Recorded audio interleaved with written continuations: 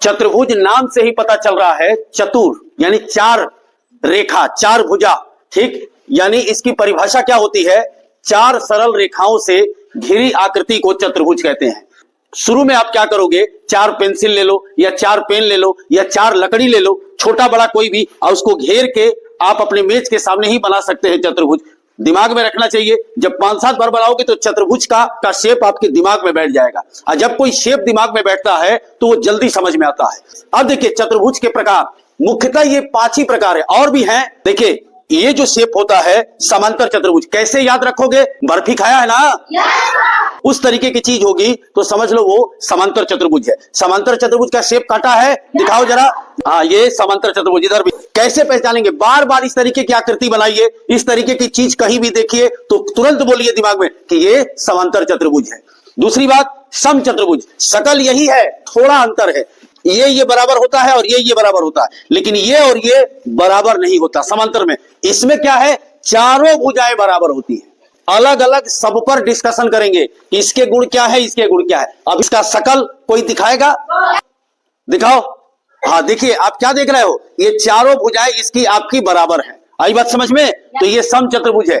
आपको प्रैक्टिस करनी है कि इन दोनों में फर्क क्या है। इसका सबसे बढ़िया गतिविधि है, रद्दी निमंत्रण बहुत ले आते हैं हम, आप कम से कम 2 दिन लगातार इन दोनों शेप को काट के एक साथ रखो और दोनों को ध्यान से देखो, अपने आप आपके दिमाग में इस तस्वीर की छाप बैठ जाएगी। फिर सम चतुर्भुज और समांतर चतुर्भुज में अंतर करना आसान हो जाएगा। अब ये है आयत, इसका शेप तो सबके पास है कि नहीं है सबके पास, जरा दिखाओ तो, दिखाओ आयत का क्या दिखाओगे। वेरी गुड, आयत में आपका कॉपी किताब निमंत्रण, आयत बहुत बढ़िया बनाया, ये भी आयत का शेप है। आपका मोबाइल जो होता है वो है, देखिए टीवी, देखिए ये टीवी देखो, टीवी भी क्या है, आयत का शेप है, ठीक है। ये क्या है भाई, ये क्या है, वर्ग, वर्ग का शेप बहुत आसानी से समझ सकते हैं। ये देखिए वर्ग का शेप है, वर्ग का भी शेप बनाया कि नहीं बनाया, जरा दिखाओ, ऑफिस में रखा है, ये क्या है, वर्गाकार है। इस शेप को आपको दिमाग में बैठा लेना है। समलंब चतुर्भुज, इसकी खासियत क्या है, सामने के ये दोनों भुजाएं, या ये भी हो सकता है, लेकिन यहां चित्र में ये दोनों भुजाएं समांतर होती हैं लेकिन बराबर नहीं होता। अब देखिए चतुर्भुज के कुछ लक्षण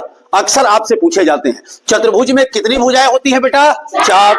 चतुर्भुज में कितने कोण होंगे, देखिए 1 2 3 4। और सबसे इंपॉर्टेंट बात क्या है, चारों कोणों का योग कितना होगा, 360। त्रिभुज के 3 कोणों का योग 180 बताया गया था, और चतुर्भुज के चारों कोणों का योग कितना होगा, 360। जैसे ये आपका वर्ग है, ये और ये चारों कोण का योग क्या होगा, 360। इसमें शीर्ष कितने होते हैं, देखिए इसको शीर्ष बोलते हैं, जहां 2 भुजाएं मिल रही है ना, ये शीर्ष है। तो शीर्ष कितने हैं प्रत्येक चतुर्भुज में, 4।